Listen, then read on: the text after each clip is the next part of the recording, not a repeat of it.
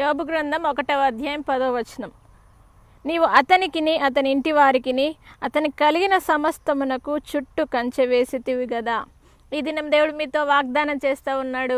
యోబు చుట్టూ, తన ఇంటి చుట్టూ, తన కలిగిన వాటన్నిటి చుట్టూ దేవుడు కంచె వేసినాడు.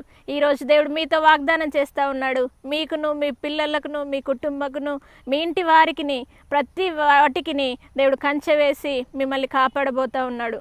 యోబు చుట్టూ, యోబు గుడారము చుట్టూ కంచె వేసిన దేవుడు ఈరోజు మీ చుట్టూ తన కంచెను వేసి కాపాడబోతున్నాడు. కాబట్టి ఈ వాగ్దానాన్ని స్వీకరించండి. ఆయన కంచె కాపుదల మీతో ఉండి నడిపించునుగాక.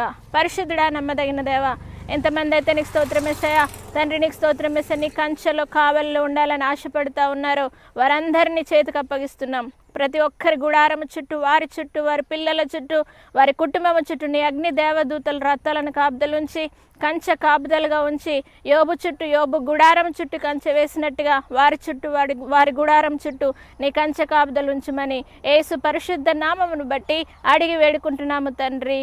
ఆమేన్. దేవుడు